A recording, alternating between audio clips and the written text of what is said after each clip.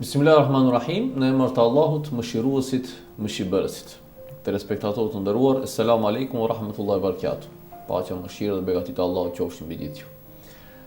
Ju përshëndesim edhe në këtë emision me shpresë që do të arrijmë të mbajmë pranë ekraneve televizive në kuadër, domethënë periudhës kohore që kemi parapara për realizimin e këtij emisioni. Do të flasim për tema me të vërtetë që duhet të bisedohet, diskutohet dhe të mendohet thellë. Sërish për temën në fjalë, nga biseduesi im në këtë emision është primariu doktor i shkencave të mjekësisë, doktor Ali Lazi, përndryshe specialist internist dhe na vjen nga Instituti i Punës në Gjakov. Doktor, misioner në studio. Do të flasim pak për atë që është e pashmangshme. Flasim pak për ushqim. Sepse në shumë në rasteve ne lexojmë edhe nëpër gazeta, nëpër revista, ka dhe emisione televizive, nëpër radio kështu me radhë që flitet për cilëtetin e ushqimit, sa është brenda standardeve, është jashtë standardeve të parapara kështu me radhë, por ne kësaj radhe do të shohim se çfarë thot pejgamberi sallallahu alaihi wasallam rreth ushqimit.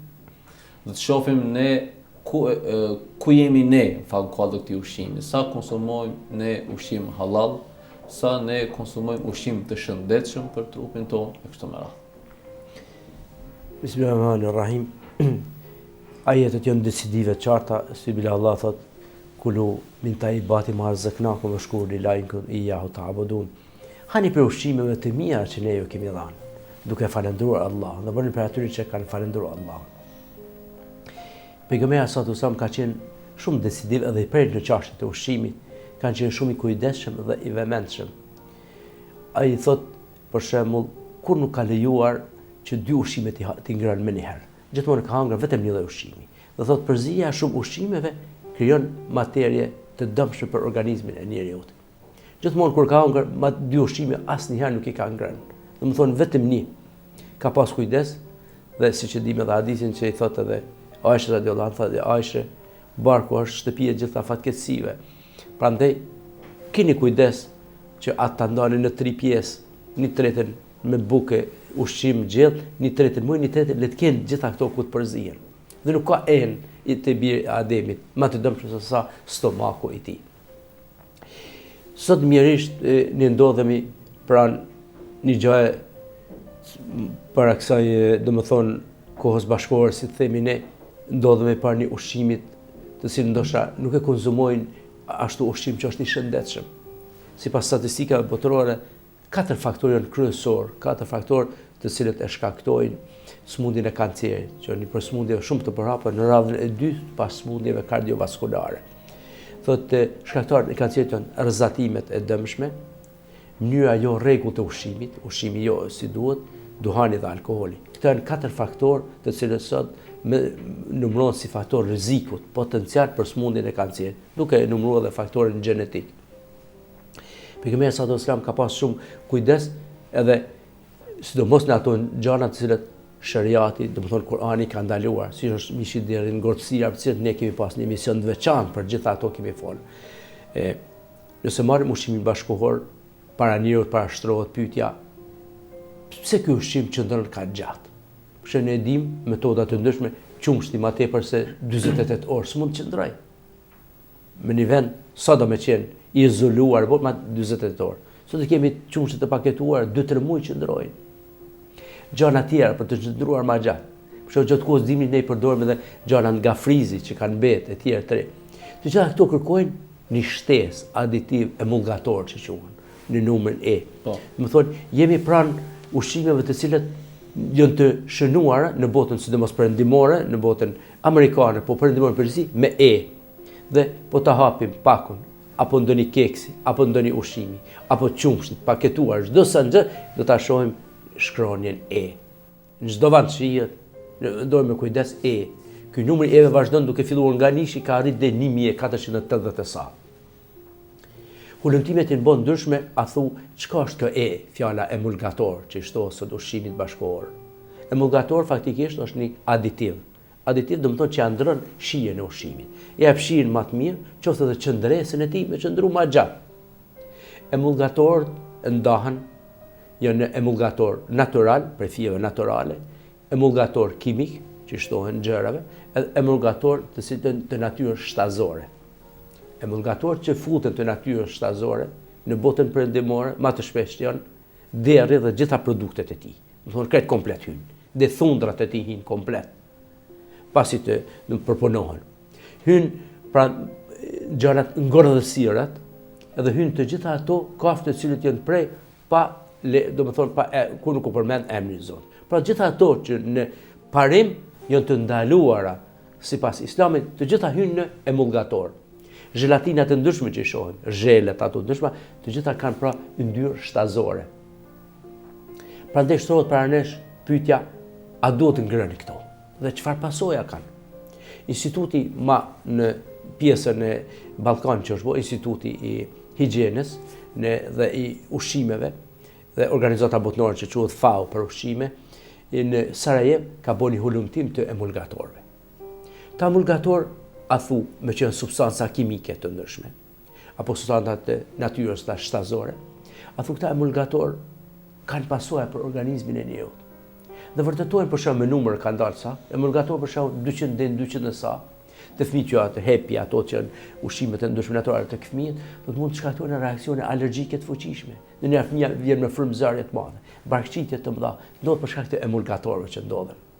Disa shkaktojnë pra dhe sulme astmatike. Ka emulgator duke filluar nga numri 400, sidomos 474, që është yndyrës së derrit, e tjerë që në ta, që shkaktojnë edhe janë kancerogjen, të vërtetuar si potencial kancerogjen që. Pra, ndodhemi pra një gjaje, a me ngrana mos me ngrana.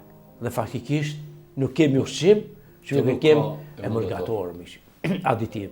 Duke filluar edhe ai kfasasi që përdoret në bukë thot, është i përzim ka emulgatorin brenda, aditiv. Prandaj shohim bukët më të fryera e më të tjerë. Do të thonë edhe në bukën e përditshme i kemi emulgatorët.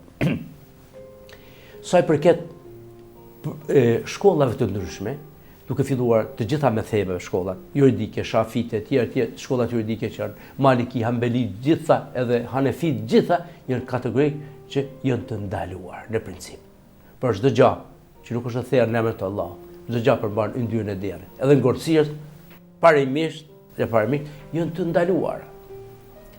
Mirë po, nëse shkollat hulumtimet e matutjeshme, hulumtimet mjekësore, sidomos të mjekëve të mbajtur në Kongresin Çomash në Kuvajt, kanë ardhur te konkludimi dhe të disa tjerëve të faktive më bashkëkohor, kanë ardhur se substanca nëse në esencë pëson në ndryshim, që istihale, që quhet istihal fjalë do thotë ka psu ndryshim.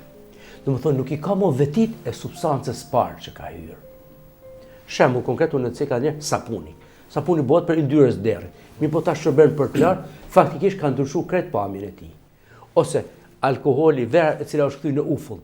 Alkoholi o dehes e de. Ufull pisa dush nuk dehmo. U ndryshu komplet substanca e parë. Do të thonë ka kalu, u ndryshu istihal, u ndryshu komplet nga përardhja e parë. Kjo thot në princip është e lejuar. Se nuk i ka më vetit si që ka pas në fillim kur ka qenë haram. Shtrohet pyetja e emulgatorëve. Çka ndodh me emulgatorët? Emulgatorët a ndryshojnë gjendjen e përpashme. Nëse në ushqim tash me përbamje kimike, e sot shkencore kimike është vërtetuar, që ato yndyrat e derrit ato ndryshohen tërësisht, atëherë lejohen, thotë kjo i përngjan, disa autor kanë thonë, fakih të njoftën nga Kuvajti thotë, kjo është njësoj sikurse një bazen i madh. Bazen kjo është ku më la. Në fillim të bazeni dikush urinon. A mund të marrë të abdes? Thotë mund të marrësh, se nuk u prish tërësisht bazeni. Ose një pjesë në gjes atje në fillim, nuk uji ka mbet pjesën tjetër, lejohet. Kështu ndodhet edhe emulgatorët. Janë me qenë se janë në sasi shumë të vogla dhe kanë pshu istihal, ndryshim të madh dhe nevoja e ndryshon dhe bëhen thotë janë halal. Autorë tjerë që janë më të rrep nga Arabia Saudite kanë thonë janë kategorisht që edhe këtu, edhe pse është emulgator të ndalen.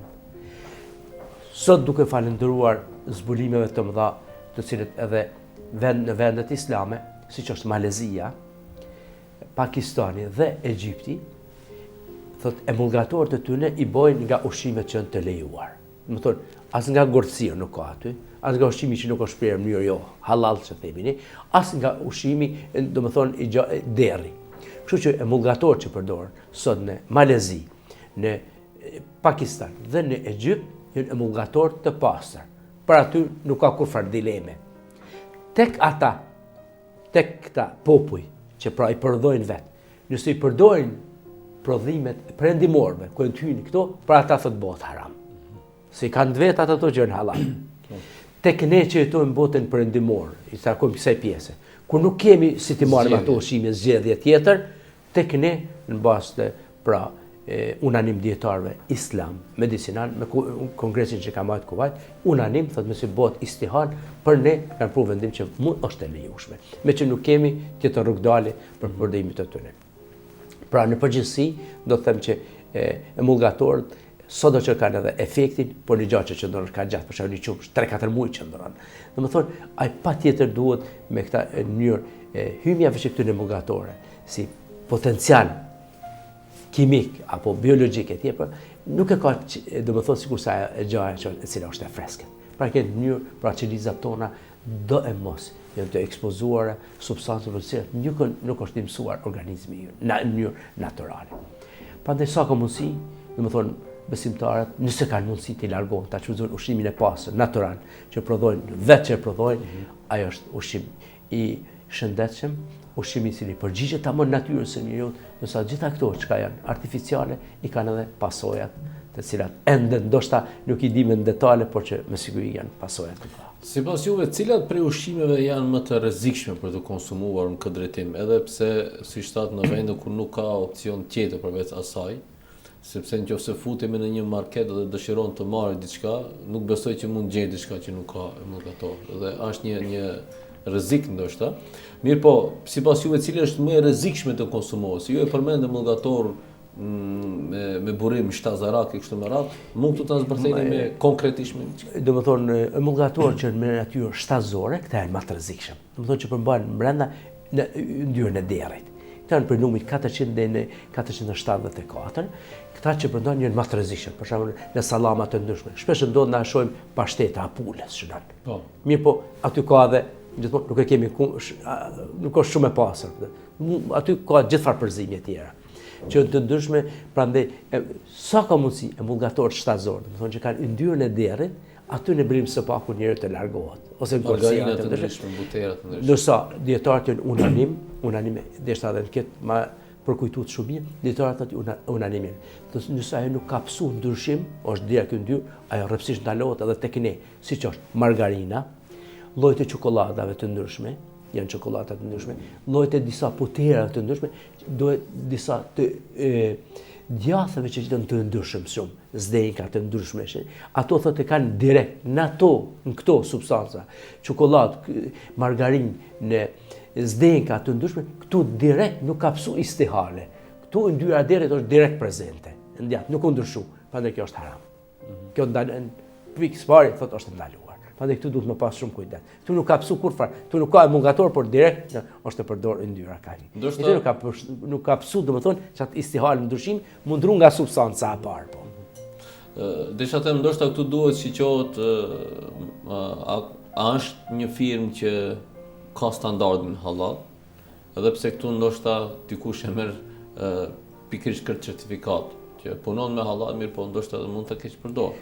Ka ndodhur shpesh edhe sidomos Bosna i ka marrë, tash kishin filluar ta marrë nga Malezia certifikat. Një kohë gjatë i patë marrë çat certifikatën halal nga Slovenia, Kroacia.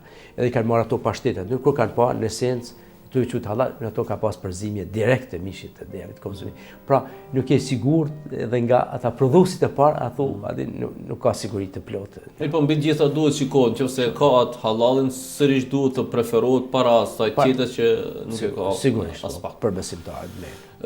Le të jetë kjo një porosi për gjithë ata që na ndjekin, pra të mundohemi të ushqehemi me halal, dhe të mundohemi të ushqehemi me ushqime sa më natyrale. Sepse gjitha ato janë më të mira edhe për shëndetin. Siç ka bëu edhe kemi thënë në fillim për sa grunin, elbin, këto që i ka përdorur më shumë, gati pa blume fare hiç, pa shtim aditive të ndryshme. Se ne edhe në millin ton thash kemi aditiv, duket ngjyra shumë e bardhë. A pejgamberi ka përdor ashtu origjinal. Për shembull kemi sidomos shumë e vlefshme sot buka e misrit, se ato nuk ka kufar emulgator. Buka e elbit e këtyre, të cilët përdoren pa emulgator të ndryshëm, se na ka përfru pejgamberi sa ato janë më të shëndetshme, për arsye se me të vërtetë ushqimi është një prej bazave kryesore të shëndetit, mirë po edhe ibadetit. Ku i shëndetshëm edhe ibadetin e bën ashtu si duhet. Desha tani të kalojmë pak te një nga sëmundjet bashkore të kisha quajtur, po që është ndërlidhur me ushqimin. Ajo është trashësia dhe mbipesha. Mund këtu pak të flasim natyrisht rreth asaj që ndërlidhet me pejgamberin sallallahu alaihi wasallam dhe duke më pasur që ju jeni mjek na tregon edhe aspektin mjekësor dhe shkencor të mbipeshës dhe trashësisë. Sot mund të themi që organizata botërore shëndetësit, OBSH-ja si themi na, organizata shëndetësore botërore, mbipeshën e qunë epidemi moderne. Epidemi, ka fut në grupin e epidemive. Sot ka marrë hoft madh. Në Shtetet e Bashkuara për shembull 60% janë obezit. Amerikanë thonë brenda 10 viteve në radhën e parë do të jetë obezitasi, mbipesha, me pasoja katastrofike për sigurimet sociale e tjera, për smundjet e tjera, do të jetë epidemi katastrofike për popullatën. Është interesant që edhe në vend, për shembull në Britania ka diku 50-55%, është interesant edhe vendet që kanë dalë nga bloku ish socialist që ka qenë, për shembull Polonia. Në Poloni është shumë interesant, 40% të tyre janë obezit. Është problemi që të bashkuar thotë që fëmijët e tyre, për të ata janë ushqime të shpejta, fast food që i thënë, ushqime të shpejta, McDonald's të ndryshëm në kam shpejt, ato shkaktojnë mbipeshë. Fëmijët e posalindur për moshën që tash 1 deri në 5 vjeçar, amerikanët kanë studiu kur kanë pa të gjithë me hipertension. Çka ndodh hipertension thotë mbipesha atyre. Prandaj ndodhemi para një smundje që është bashkëkohore moderne, gati çdo të tretin të katërt është mbipeshë. Pejgamberi sallallahu alajhi wasallam në hadith bukur ka thënë thotë, mas shumë ti i friksohem nga ummetin, ata që kanë barqe të mëdhaj, barkun e madh, ata të cilët flejnë gjatë dhe ata që janë përtac. Thonë 3 veti negative, cilët me të vërtetë i shohin para syve tonë. Kemi vërejtë sidomos kur shkojmë në vendet arabe, atje në haxh ato peshat, ato mbipesha karakteristik. Do thotë që pejgamberi thotë më shumë i friksohem. Pse barku i madh aty nuk ka meditim, atë që ka në fillim. Barku plot, plenius venter, non student alimenter, pardon. Barku plot nuk studion çu duhet. Si ta fryhet pjesa e gjakut kalon në stomak dhe kështu që truni me të pa gjak me pjesë, domethënë me të vogël, kështu që aty nuk ka meditim, nuk ka mësim fare. Andaj pejgamberi sa bukur na ka këshilluar dhe ka përvenuar që thash, ndalin 3 pjesë ushqimi. Ose kur një lezetin më të madh ndërpreni, nuk ka më të dëmshëm për binadin se sa stomaku. Sahabët, pejgamberi shoh e dim, gjithë kanë qenë vital. Domethënë ushqimi ku nuk e ngop deri në fund. E ne, jo që ngopim, po ne stër ngopemi, domethënë i tej kalojmë. Çka shkakton obezitesi ose mbipesha, që tash është një ndër smundjet më të rrezikshme. Thot çdo më pari pjesa që shkakton çdo 20 kg nëse i tej kalojmë nga pesha jon, për 20 të rritet tensioni i gjakut. Çdo mbipeshë që kalon ngritet tensioni i gjakut, se duhet zemra të punojë shumë më tepër. Lodhet puna e zemrës për të ushqyer të gjitha indet që ndjedhin. Do të ekzistojnë edhe 4 gjene që janë zbuluar për mbipeshë. Ka për njerëz që për shembull ha pak, po më një herë mbipeshë. Domethënë ka gjenet. Nëse ky edhe e shton ushqimin, atëherë më një herë është kandidat për mbipeshë. Gurzit në is në tamth janë karakteristikë të obezitet paraqiten. Smundje tjetër, diabeti. Ata janë kandidat potencial për smundjen e sheqerit. Për smundjen e diabetit janë obezitat. Tipi 2 thot obezitet janë më një herë kandidat. Smundjet e nyjeve sklerozë, gonartroz, spondilozat e ndryshme, dhëmjet në boshin korrizor, kret pasojë janë thot e obezitit. Dhe kanë vërtuar kohët e fundit që obezitet 4 herë më tepër kanë kancer se sa njerëzit tjerë që janë normal. Kanceri ty në botë në ezofag, në kapërcall, në lugë, në zorrën e trash, si dhe në tamthin e tyre. Do të thonë potencial edhe për smundjet kancerogjene. Prandaj dhe frymëmarrja te këta pacienta kur bin në gjumë është gërhama. Gërham. Mbipesha shkakton gërham. Shkakton hipoksemi. Dhe gjumi i tyre është sipërfaqësor. është një smundje që quhet sindroma pikfik që ka zbulu, sindromi pikfikit, sindrom hipoventilar. Këta nuk marrin frymë. Gjithë ditën flajnë në gjumë. Jo ndjelmosha të ri në gjumë. Thotë zgjon vetë kur në kërsimin e enëve, që po kështet për mëngran. Zgjon vetë kur kanë mëngran, gjithë ditën në gjumë. Hipoksemia e madhe, domethënë mushit marrin më pak oksigjen, truni më pak oksigjen, edhe gjithmonë janë në gjendje të gjumit. Merrën pa aktivitet do më mbesin fare. Dhe zgjon vetë kur kanë mëngran. Një sindrom shumë i shpesh tani nga mbi pesha dhe sleep apnea sindrom, edhe sindromi i apneas, do më thonë dalje frymës gjatë gjumit. Nëse vren ata duke fletur, ishe duke gërha thellë. Por në gjumë, nëse që duket gjumë i thellë për ne, por faktikisht është gjumë sipërfaqësor, me hipoksemi. Pra, faktikisht, me një përmbledhje të shkurtër nuk ka organ të trupit e njëo që nuk e damton mbi pesha. Andaj ti përmbahemi, teleshikus ta kenë parasysh, thanin në pejgamberit alayhi salam që lukthin, stomakun me qenka, shtëpije gjitha fatkeqësive, gjithmonë gjatë ngrërjes, mos të ngopemi komplet, kurse si të stërngopemi, dhe ta ndajmë ushqimin në 3 pjesë. 1/3 me ujë, 1/3 me gjellë dhe bukshkat, 1/3 në kim, ku gjitha këto të përzihen. Po, a preferohet bërja e dieteve të ndryshme, që tani ka dhe reklamime shumë në këtë drejtim, por a ka një të preferuar që të mbrohen njerëzit nga kjo mbi peshë? Tham krahas asaj që të mundohen dhe të ikin nga fast foodet, nga ushqimet e gatshme. Duhet edhe shumë të largohen nga karbohidratet, sa ato trashin. Do të thonë nga sheqerët të ndryshëm, sheqerna mos konsumojnë fare, mos konsumojnë brumet që janë, për shembull, bukën e tjerë, për shembull, është vërtetuar gjitha kanë shumë, për shembull, një statistikë amerikane tregon bukën, 100 gram oriz, 80 gram sheqer i ka. Domethënë 100 gram oriz, 80 gram. Prandaj kur preferojmë të hajmë orizin, thotë mos të hajmë edhe bukën.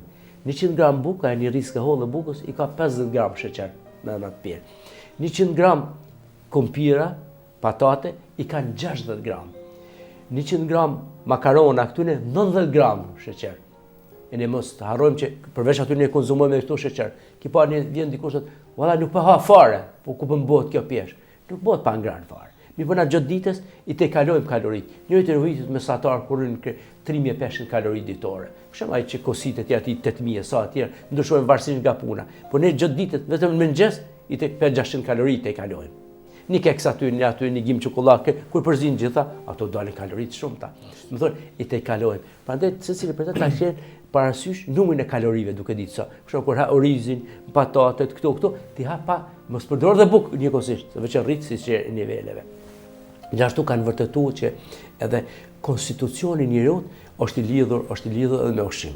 Një doktor Alan Schmidt e kishte bënë një statistikë, ndoshta interesante është për teleshikuesit, thotë për shembull, thotë ata njerëz që dëshirojnë njelm të më hangër shumë, thotë kanë mungesë të kalciumit e mineraleve të ndryshëm. Këta njerëz thotë janë pak labil, shpejt ngasin shpejt, punë nuk i kryejnë kur deri në fund, një mësim që do. Pjesë thotë e dojnë sheqerin. Shumë kanë qef çokolata këto, të amëlsira, shumë i dojnë këto. Thotë ta njerëz thotë janë njerëz që dëshirojnë të vetë kënaqen. Kanë vetë kënaqësi, thotë. Si tip thotë vetë kënaqësi, për tjerët nuk ndonjën fare. Vetë kënaqësinë aty. Ata që dojnë thotë edhe njënt edhe ëmbël, të dyja që kanë, trupi tyre dëshon dyja, thotë një shumë më stabil pak. I kthyn gjana shumë thellë, i kthyn gjana sekondare shumë, por pedant janë në punë. Do thonë, ka edhe ushqimi thotë zbulon karakterin e njerëzit. Kjo është pavarësisht. Do thotë që ushqimi më të vërtet mos rrim këtë kohën sikur ne ndodh, po biseda kryesore që ndodhen në Perëndim Francë për shembull, nga 2 orë gjatë ushqimit tyre. Kupton? Thotë kënaqësia më e madhe në ushqim, duke biseduar do ngran. Nëse vazhdojmë 2 orë veç në ushqim, atëherë për punë mbetet fare pa. Dua të kaloj tek një hadith tjetër pejgamberit sallallahu alaihi wasallam që ne vërejmë gjatë vizitave që bëjmë në sidomos gjatë periudhës së haxhit në tokat arabe, vërejmë që vetëm vendet caktuara janë vetëm të gjelbruara, nuk është thjesht krejt shkret të tjerë. Ka ndonjë thënie të pejgamberit sallallahu alaihi wasallam në këtë drejtim? Është një hadith prap shumë interesant, thot pejgamberi alayhi salatu wasalam, thonë nuk do të vijë dita e Kiametit, thot pa u gjelbruar tokat arabe. Do të kthye edhe shkret të tjera në gjelbrime. Thot binim së pak Alfred Kroner një prej ky ka qenë gjeolog shumë i njoftun gjerman, thot kur ka ndëgju këtë hadith, thot kjo shumë e vërtet e madhe, po shohim sot, prandaj thot nuk ka thanje e rastishme ti, po thot që ka pas një inspirim hyjnor për këtë pejgamber. Dhe jemi dëshmitar se çdo ditë ka filluar dhe gjelbrimi atyre gjanave që nuk ka qenë. Ne po i themi tash ndryshimet klimatike. Për shumë interesant, kemi pa dhe nëpërmes televizorit e internetit e tjerë, para një 2-3 muaj e ngjitde, thot, që kur njerë 100 vitet fund nuk ka pas shi fare, u bën përmbytje, shumë interesant, përmbytje të mëdha. Pra 3-4 vjet kush i mbraj, thot, 100 vjet nuk ka ra shi, as që rrep të ra shi i madh, sa që ato shahtat u mbulun të gjitha që nuk ishin përgatitur, pra 100 vjet nuk ka ra. 3-4 vitet e fundit vetëm shira shumë të mëdha, përmbytje, mendon në Arabi Saudite kur s'ka ndodhur përmbytjet kërret për shkak të shirave të mëdha. Është interesant, kemi pa para 2-3 vite në Jordan bora ra në këto vende. Më thonë, pjesa anadollit në Turqi që kur s'ka pas ta bora fuqishëm, do thotë që me ndrimin e ndryshimeve klimatike që është do të vjen koha që më të vërtet dhe parasyet tonë dal ngadalë po shohin një prej mrekullive të hadithit, do të thonë që nuk do të bëhet pra dita e gjykimit, derisa nuk gjelbrohen pra tokat arabe, do të thonë shkretëtia të kthehen në toka gjelbruese. Po. Shkurtimisht dua të përmendje edhe një hadith, jemi në fund të emisionit, mirë po dua ta cekim edhe këtë, sepse te ne flet populli. Domethënë ndëgjon këndimin e xhelit, thotë është mirë, ndëgjon ndëgjimin e qenit, o thotë diçka jo mirë, ndëgjon gomarit, a thotë çka është kjo. Ka ndonjë burim nga pejgamberi sallallahu alajhi wasallam dhe si shifet jo në aspekt? Pejgamberi sallallahu alajhi wasallam ka thënë kur ta dëgjoni zërin e xhelit, domethënë kukurimin e tij, thotë falenderoni Allahun dhe kërkoni mirësi nga ai se ai e shef melekun. Kur dëgjoni platin e gomarit, thotë kërkoni mbrojtje prej shejtanit sa e shef shejtanin. Nësa kur dëgjoni hutin e qenin e këto që themi këto thotë janë vetëm gjana të cilat thotë janë bestutni të ndryshme, thotë vazhdoni planifikimin tuaj. Mos u bazoni në këto. Për shembull numri 13 e tjerë. Për këto thotë vazhdoni punën, planifikimin që keni. Thotë në fillim është duke ky hadis, si është e mundur në shiqim të parë. Një oftalmolog i njoftën, Taha Ibrahim nga Egjipti, një oftalmolog, e ka hulumtu. Dhe ka vërtetu shiqimin të xhelit. Ka pa që xheli ishe shumë rrezet ultraviolet.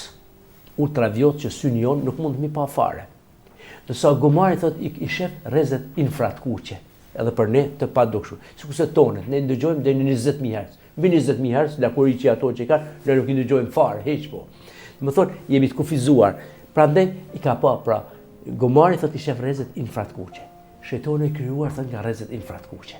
Prandaj ai shef e dallon, prandaj thot pejgamberi, si thuni udhu billahi minash shaitanir rajim. Ndërsa xheli ishe rrezet ultraviolet. Ultraviolet nga cilët janë thot i takojnë thot melekëve.